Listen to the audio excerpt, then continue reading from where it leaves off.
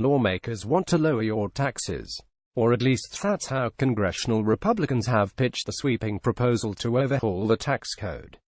But it's not necessarily that simple, especially if you have a pile of student loans to pay off or are helping a child pay for college. Several big education-related changes that are being proposed could affect your tax bill. The Senate bill would largely preserve the status quo for students, but the House's version would make several significant changes. It's unclear which provisions will become law, but the outcome is likely to be a hybrid of the two plans. Consider these four situations to get a sense of how the changes might play out. All of the calculations were performed by Jackson Hewitt. It's hard to view the education breaks in isolation, of course, and some losses would be offset by proposed changes elsewhere in the tax code. Ph.D. student Decatur, Georgia. Audra Melton for the New York Times. Employer-paid tuition $39,050 standard deduction and personal exemptions. Employer-paid tuition $39,050 standard deduction and personal exemptions. Her tuition would be taxable under the House plan, increasing her taxable income. She would also receive a new break called the Family Flexibility Credit. She and her husband fare far better under the Senate plan, where waived tuition remains untaxed. Last summer, Jenny Bledsoe traveled to the British Library in London, where she was able to flip through the smooth, leathery pages of a medieval manuscript about three female saints' lives.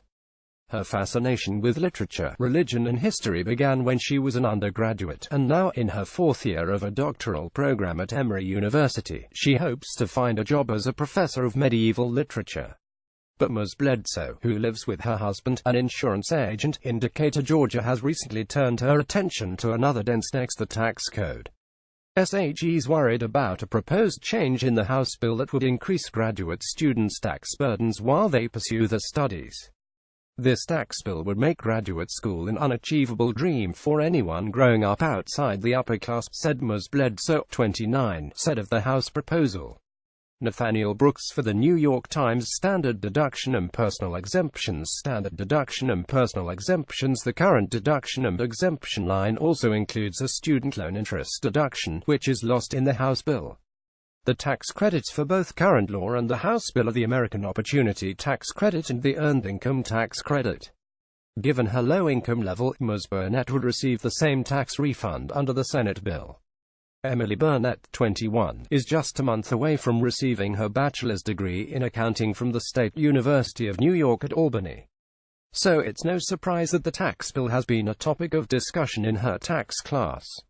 She hopes charitable contributions will remain intact so that non-profit organizations like Planned Parenthood won't suffer, and she said she thought phasing out the estate tax was outrageous. I genuinely don't think that this bill was intended to be progressive, she said, and that it is fundamentally inequitable. Ms. Burnett has paid her tuition and living expenses with a combination of federal and private loans, scholarships and part-time work. On weekdays she tutors her fellow students in accounting, and on the weekends she works behind the counter at a pizzeria. Come January, she will move to London to attend the University of Westminster, where she will pursue a master's degree. She hopes to eventually land a job in international accounting, doing tax work and audits. When SAG's not analyzing numbers and poring over spreadsheets, she tries to spend at least a few hours a day with her guitar, writing jazz and soul, emulating the work of Joni Mitchell, Ella Fitzgerald and Amy Winehouse. Assistant Park Director Tekama Neb. Zora J. Murph for the New York Times. Standard deduction and personal exemptions. Standard deduction and personal exemptions. Current tax credits received include the Child Tax Credit and the Lifetime Learning Credit under the House bill. They include the Family Flexibility Credit, the Child Tax Credit, and half of the American Opportunity Tax Credit. The Senate version of the bill generates a tax bill similar to the current one. CJ Heaton spends his days making sure the bike trails, parks, recreation and sports facilities are running smoothly in the nearby city of Blair, Neb. For the past year, Mr. Heaton, 37, has been spending his evenings working toward a master's degree in public administration, which he hopes to complete over the next 2 years. His goal is to eventually find a job as a city administrator, essentially managing an entire town. Mr. Heaton lives with his wife, an English teacher, who recently completed a master's degree, and the 3 children, all of them younger than 12. They have roughly $55,000 in student loans, mostly from graduate school, which are in forbearance while Mr. Heaton completes his graduate degree.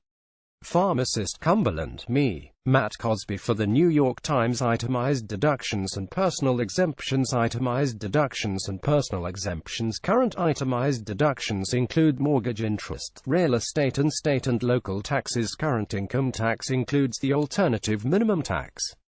The clerk's income is too high to benefit from many credits and education-related breaks, including the student loan interest deduction.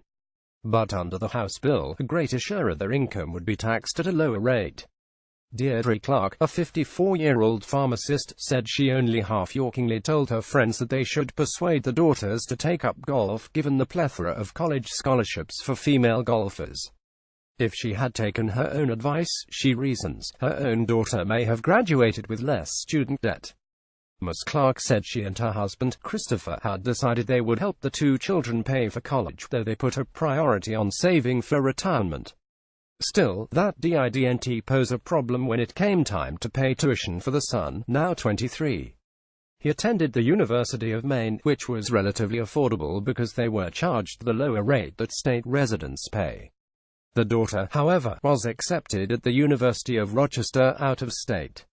To cover the $57,000 annual bill, they used a combination of federal and private loans, which Ms. Clark co-signed, as well as roughly $40,000 from the home equity line of credit. The Clarks come out ahead by more than $2,000 under both versions of the tax bill, which is based on the 2016 income. And while Ms. Clark said she had concerns about how the bill would affect them, she was more concerned about the next generation. How about students who don't get family help, she asked. I just feel those who are making the rules have lost touch with the real world.